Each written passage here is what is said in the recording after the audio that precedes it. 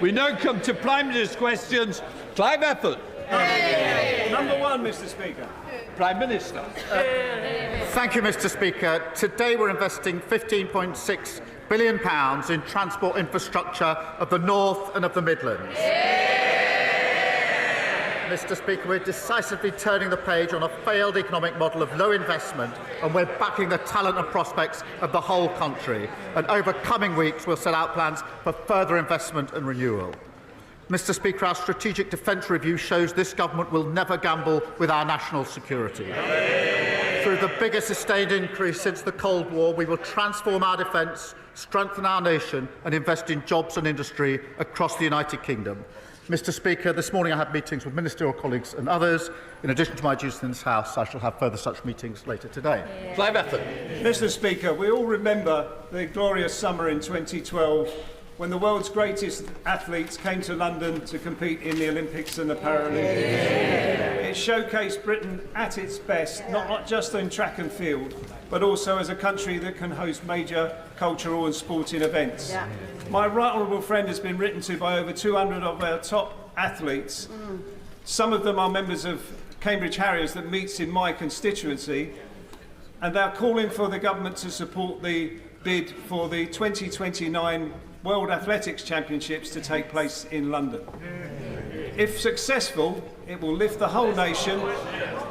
If successful, it will lift the whole nation. It will inspire a generation of new athletes. It will showcase Britain on a world stage, put £400 million into our economy. What's not to like? I think the race has finished. Go on, Prime Minister. I thank my honourable friend. One of the greatest achievements of the last Labour government was that 2012 Olympics in London, and we all remember it. Can I pay tribute, given the response, can I pay tribute to the extraordinary contribution of Tessa Jowell to that Games? Agree there have been huge economic benefits of hosting major sporting events, as well as an important legacy. We come to the Leader of the Opposition, Kemi Badenoch. Mr. Speaker, 3 weeks ago, the winter fuel policy was set in stone. 2 weeks ago, the Prime Minister U-turned. Today, the Chancellor is rushing her plans because she just realised when winter is. So, on behalf of the pensioners who want to know, can the Prime Minister be clear with us here and now? How many of the 10 million people who lost their winter fuel payments will get it back? Prime Minister. Well, I'm glad to see she's catching up with what happened 2 weeks ago. Mr. Speaker,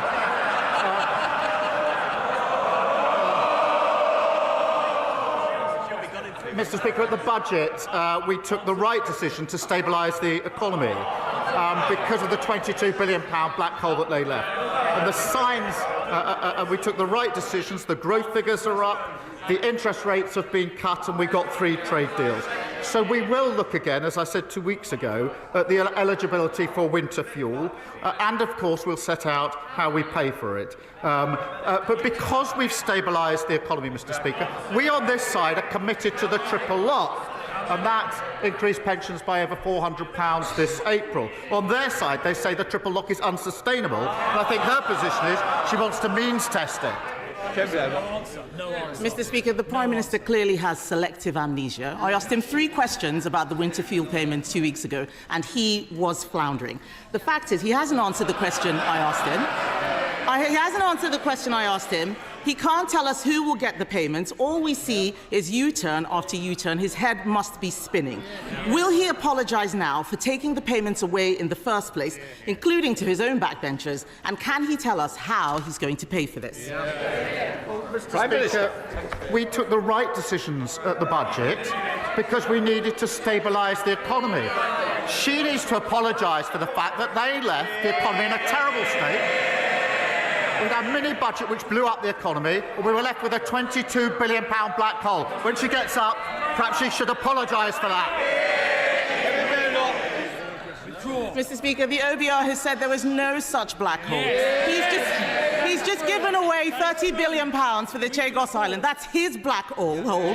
He hasn't stabilised the economy. Borrowing prices are higher now than any time in the last Parliament. He has not stabilised the economy. He has no clear answers on what he's doing. It's just chaos, chaos, chaos. He keeps making announcements with no detail. So let's move to another area of confusion. Can we get a simple answer? Will the government keep the two-child benefit cap? Prime Minister. Mr. Speaker, I'm absolutely determined that we will drive down child poverty. That's one of the proudest things of the last Labour government.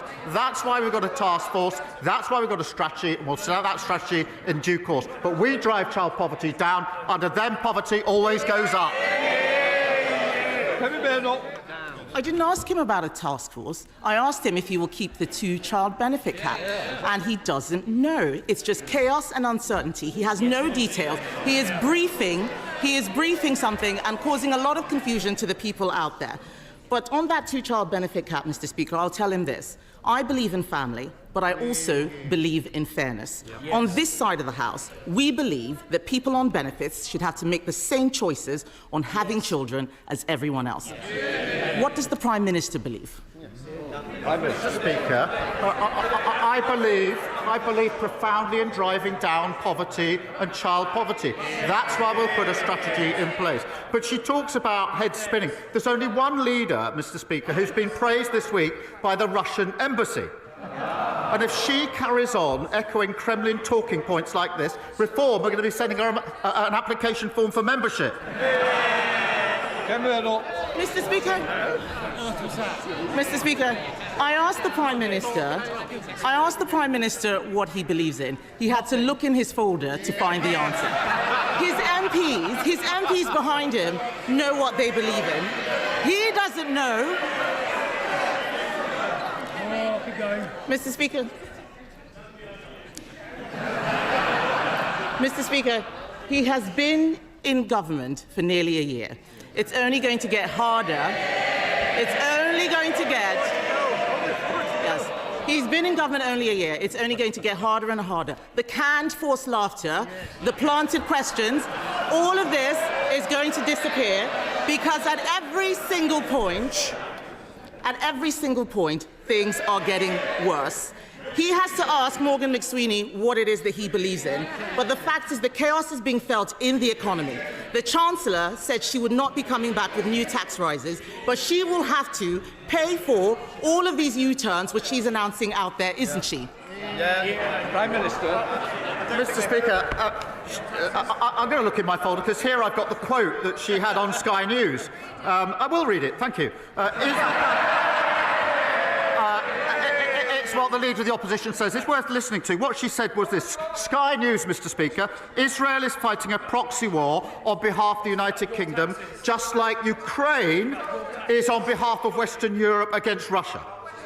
Well, that was certainly noticed in the Russian embassy because they put out a statement saying the Leader of the Opposition has finally called a spade a spade. Ukraine is indeed fighting a proxy war against Russia on behalf of Western interests. And they went on to say the illegitimate Kyiv regime, created, financed and armed by the West, has been at it since 2014. So they endorsed, they want the detail. I've given the quote. That's what Russia said in response. She asked me what I believe in. I believe in standing by Ukraine and calling out Russia as the aggressor.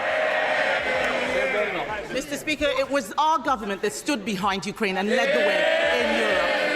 Everything he has said this afternoon is total nonsense. Obfuscation, avoiding the question. He doesn't have any answers. It's disgraceful. I asked him, Mr. Speaker, about the two-child benefit cap. He's talking about the Kremlin. He's saying everything he can to distract from the mess he is making of our economy. The OECD has downgraded growth for the next 2 years. He can't rule out tax rises. The police chiefs are saying they don't have the money they need to keep the public safe. Just as he's releasing more criminals onto the streets. His cabinet are squabbling with each other. They've said that they've lost control of the borders, but he still managed, Mr. Speaker, to find £30 billion to give away the Chagos Islands. This is total and utter chaos. 2 weeks ago, he was crowing about his historic trade deal and how he got 0% tariffs on steel. Now the steel industry will face 25% tariffs unless he does exactly what President Trump tells him to. It is chaos, chaos, chaos. And isn't the root of the chaos, Mr. Speaker, that it is about this Prime Minister, his decisions and his judgment?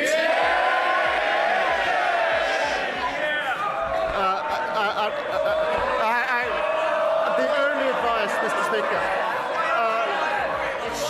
she gets up on a Wednesday morning, scrolls through social media, never does anything. We're the only country in the world that isn't paying the 50% tax on steel. And we're working in the US, and that will be coming down.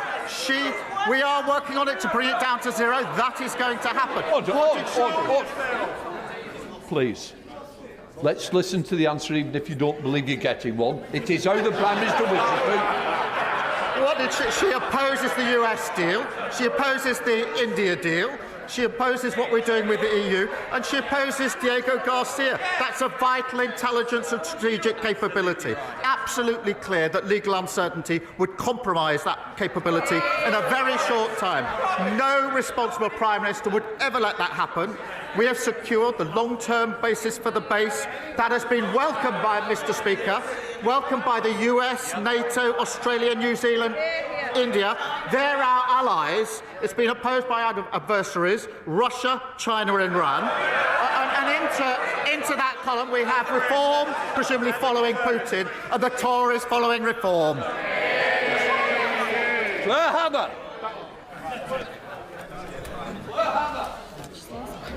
Anyone who saw the 6-year-old girl fleeing the flaming shelter where her family were killed by an Israeli airstrike will carry those horrific images with them forever.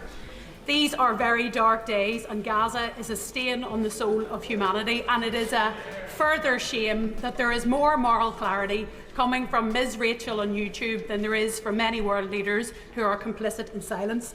The Prime Minister said this week that Britain must be ready for war, and I ask, after tens of thousands of deaths, after a generation of Gazans stunted by hunger and trauma, when will it be ready for peace? When will it help to stop this genocide? When will it hold the Israeli government to account? And when will it recognise the State of Palestine? Well, Mr. Speaker, I'm grateful to her for raising this, and she's absolutely right to describe this as dark days. And Israel's recent action is appalling and, in my view, counterproductive and intolerable. And we have strongly opposed the expansion of military operations and settler violence and the blocking of humanitarian aid. Mr. Speaker, you will have seen we've suspended the FTA talks and sanctioned extremists supporting violence in the West Bank. We will keep looking at further action along with our allies, including sanctions. But let me be absolutely clear. We need to get back to a ceasefire. We need the hostages who've been held for a very long time to be released. And we desperately need more aid at speed and at volume into Gaza, because it's an appalling and intolerable situation. Leader of the Liberal Democrats, Sir Ed Davey. Thank you, Mr. Speaker. Can I start by welcoming reports that the Chancellor will give winter fuel payments to more pensioners this winter, though because we still wait the details, we will reserve our full judgment. But, Mr. Speaker, can I recognise the efforts of the Prime Minister to pull out all the stops to avoid President Trump's damaging tariffs? A letter from the King offering to water down online safety laws, even trying to send the Open to one of Trump's golf courses. The Prime Minister thought he'd secured 0% tariffs for British steel, but now Trump is threatening us with 50% unless we comply with his new 5-week deadline. Mr. Speaker, this is classic Trump, changing the terms of a deal he had already agreed. Does the Prime Minister share my fear that nothing will stop Trump messing the UK around, short of bunging a few £100 million into his Trump coin? Prime Minister. Mr. Speaker, We have a deal, and we're implementing it, and within a very short time, I'm very confident we will get those tariffs down in accordance with the deal. And I'll come back to him and update the House in due course, and I think the House will be very pleased at the outcome of that. But because of the approach... No, wait. This is zero tariffs on steel, and he says, no, they wouldn't. Well, let's come back to this in just a couple of weeks when we've implemented it. But they obviously don't want this. We back steel, Mr. Speaker, on this side of the House. They laugh at attempts to back steel on their side of the House, and that's a big part of the problem. David. Well, Mr. Speaker, I had hoped the Prime Minister would be now beginning to see the sort of man that Trump is and start getting tough on him. So we will come back to this issue. But moving on, Mr. Speaker, I welcome the remarks of the Prime Minister on Gaza, because I'm sure all of us are appalled by the latest scenes, starving people desperate for food, water and medicine met with chaos and violence. The US-Israeli programme is clearly failing, and nothing short of lifting the full blockade on aid will do. But given the Netanyahu government refuses to do that, will the Prime Minister take more decisive action today?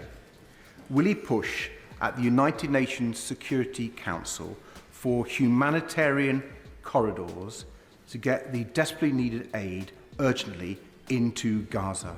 Minister. Can I give him my assurance, because this is a very important issue, that we are working at pace with our allies on that very issue to take whatever measures we can to get that humanitarian aid in. We've been doing that intensively over recent weeks, and I can give him my assurance we'll continue to do that, because that aid needs to get in at speed and at volume, and he's absolutely right about that. Ruth Jones. Thank you, Mr. Speaker. It's been over 2 decades since the Labour government banned the cruel practice of fur farming. But the job is not done. Real fur and fur products are still being imported into the UK. This week, I delivered a petition to Number 10 with over 1 million signatures calling for a fur-free Britain.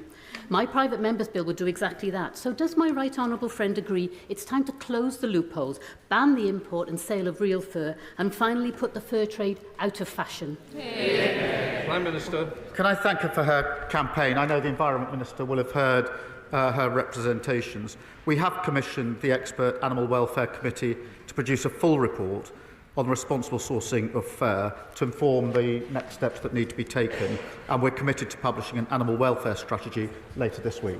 Rachel Gilman. Mr. Speaker, my constituent Molly is a single mother caring for a child with cancer. She cannot work because of her caring responsibilities. Since January, she has tried to claim disability living allowance and universal credit, but faced constant DWP bureaucracy. This bureaucracy is continuing right up to yesterday, when she received yet another frustrating letter from the DWP about her DLA. Will the Prime Minister assure Molly and others like her that his government is doing all that it can to help, and visit Tiverton and Minehead to see these challenges firsthand and work with me to find a solution? Prime Minister. Well, I can thank her for raising this case, and I'm deeply sorry to hear about Molly's situation. We are improving the lives of those that need it, but what I'll do, with her permission, the Secretary of State, the DWP, has just said to me, I'll look into the case. So if she could provide the details, I'll make sure that it gets proper attention and that we can deal with the particular problem she's raised. And I'm grateful to her, and I'm sure Molly is, for raising it. And I hope now we can take the action that's necessary. Alex Burrows. Mr. Speaker, in Wales, we will never forget how our steel industry was neglected by the Conservative government. They made unfunded promises, they refused to make critical decisions, and they left Port Talbot on a cliff edge. So can I welcome the news overnight that this Labour government has secured an exemption for our steel industry from the latest US tariffs, a deal secured by this Labour Prime Minister. Can I ask the Prime Minister if he will take this opportunity to update the House on what further work he is doing in order to support our steel workers across Wales and across our United Kingdom? Prime Minister. He's doing great work with the Welsh Labour colleagues to champion working people in Wales. Mr. Speaker, the United Kingdom is the only country in the world which won't be subject to the additional tariffs announced today, the only country in the world, and we are working with the US at this moment to swiftly implement the agreement that we've reached, which will see the 25% tariffs removed. We want that, they don't want that, and that's crucial. That is crucial for British jobs. We fought tooth and nail for our steel industry, saving jobs at British Steel and improving the deal at Port Talbot, and we'll continue to do so. Brendan O'Hara.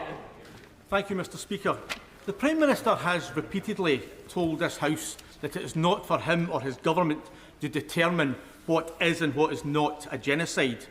But that position is no longer tenable, because at the High Court recently, the Prime Minister instructed his lawyers to argue that in Gaza, and I quote, "no genocide has occurred or is occurring." So the truth is, his government has made a determination. The question is, does he have the courage of his convictions, and will he repeat from that dispatch box what he told his lawyers to argue in the High Court, that he believes that no genocide has occurred or is occurring in Gaza? Prime Minister. Mr. Speaker, I've said that we are strongly opposed and appalled by Israel's recent actions. I've been absolutely clear in condemning them and calling them out, whether that's the expansion of military operations, settler violence, or the dreadful blocking of aid. It's completely unacceptable. We must see a ceasefire, hostages must be released, and there must be aid into Gaza. But he talks about peace and security, Mr. Speaker. Compare their party, as I understand it, at this moment of global instability, as we go into a new era. What do they want to do? They want to get rid of the nuclear deterrent, the single most important capability that we have to keep the UK safe, harming the industry and harming the country. Rem Downey. Thank you very much, Mr. Speaker. Carnegie UK was established by Dunfermline-born philanthropist Andrew Carnegie, and they found that people under 49 are twice as likely to have been negatively impacted by the rising cost of living compared to those over 65s. Mr. Speaker, it's vital we increase opportunities for younger people and help put more money in their pocket. But sadly this week we saw the Scottish Government seek to close off an opportunity for young people by refusing to support new skills investment from Rolls-Royce, while the college sector in Scotland also warns of a funding crisis. Can I ask the Prime Minister what more he is doing to make sure young people in Scotland get the opportunities they deserve, despite a failing and stagnant SNP Scottish Government? Prime Minister. Well, I thank him for raising this. At a time of global conflict, it is staggering that the SNP policy is to block an £11 million investment for a new national welding centre on the Clyde. To block it. I was there, Mr. Speaker, earlier this week. I saw the huge potential for apprenticeships, for job opportunities and for young people. I support it. They block it. In England, Mr. Speaker, we're backing 120,000 more apprentices and £3 billion of funding as part of our plan for change. And despite the highest funding settlement in the history of devolution, they're cutting college budgets, they're blocking opportunities, they have no plan for Scotland's future. Sir Poaching. Given the Prime Minister's desire to strengthen strategic alignment with our European neighbours, will he, in the interests of public safety, follow the lead of France, Denmark, Belgium and others and ban the burqa? Prime Minister.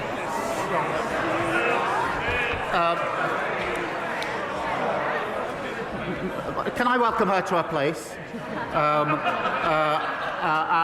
But I'm not going to follow her down that line. But now she is here and safely in her place, perhaps she could tell her new party leader that his latest plan to bet £80 billion of unfunded tax cuts, with no idea how he's going to pay for it, is Liz Truss all over again. Although, considering I think she was a Conservative member when Liz Truss was leader, she probably won't. Dr. Scott Arthur. Thank you, Mr. Speaker. During recess, I visited Scottish Action for Mental Health's Redhall Walled Garden, which I'm proud to say is in Edinburgh South West. It has operated for decades as a therapeutic horticultural centre supporting adults with mental health problems. Like similar community mental health services across Scotland, it is now under threat. It faces potential closure due to chronic underfunding of IGBs by the SNP government. Does the Prime Minister agree that facilities like Redhall Walled Garden should have been a priority for the SNP when deciding how to spend the record funding settlement Scottish Labour MPs won for Scotland? Prime Minister. What my honourable friend describes is how health services in Scotland are utterly broken under the SNP. From people waiting too long for mental health support in his constituency to the Wishaw neonatal unit in Hamilton, which the SNP are threatening to downgrade. In 2021, the SNP said they recruit 1,000 more community mental health workers. They utterly failed to do so.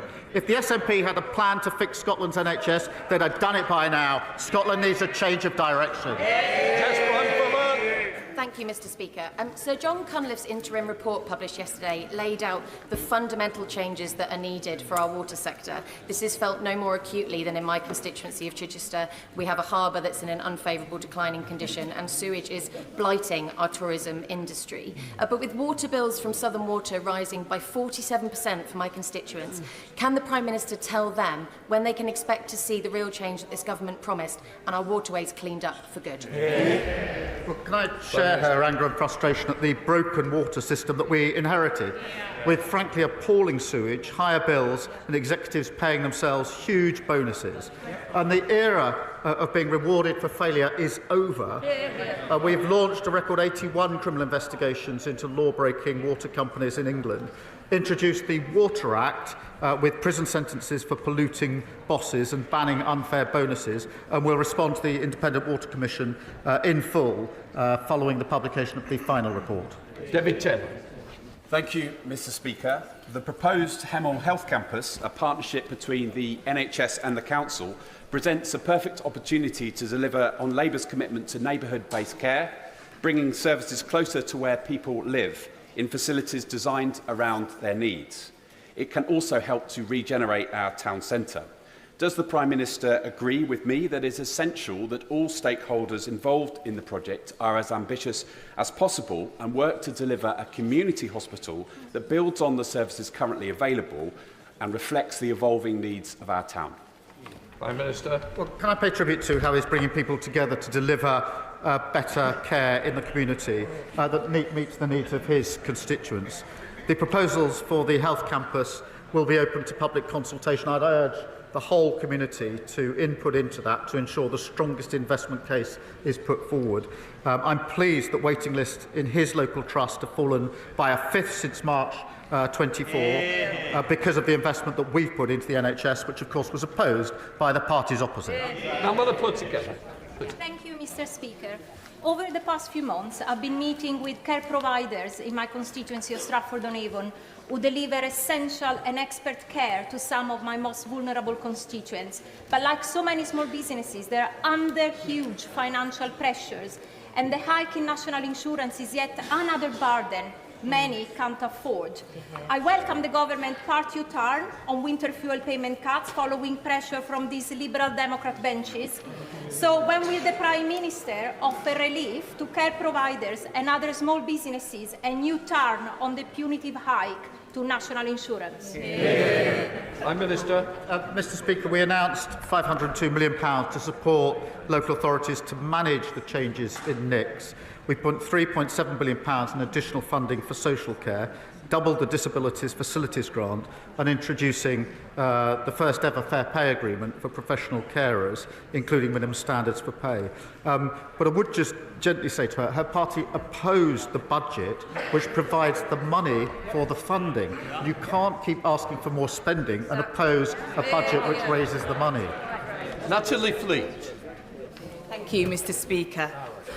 The first constituent to reach out to me was a brave bowls-over mummy who had waited 4 years, 5 months from rape to prosecution, with 3 postponements and multiple suicide attempts. I will do everything I can to use this chamber to speak out for women that are being so badly let down. How will the Prime Minister support me to make sure that when these survivors, these formidable women across the country come forward, they will get justice and there will be space in our prisons for their perpetrators? Prime Minister. Can I thank her for raising this case so powerfully and everything that she's doing on it? The case she's outlined is utterly shameful, and for far too many victims are waiting too long for justice. Mr. Speaker, we're delivering a record number of sitting days, reviewing criminal courts to speed up the hearing of these cases and have as a mission to halve violence against women and girls. She talks about the prison system. The party opposite left the prison system on the brink of collapse, routinely operating at 99% capacity, because in 14 long years they only added just 500 extra places. We will deliver 14,000 new prison places so the public are protected from these vile offenders. Lincoln John. Thank you, Mr. Speaker. The Prime Minister told us during the general election that he is a socialist. What's been more surprising is to find out in the last couple of weeks that the leader of the Reform Party might be one too. As the Chancellor puts the spending review and locks it down, will the Prime Minister please remind her of Mrs Thatcher's all too pertinent observation that the trouble is with socialism is that eventually you run out of other people's money to spend.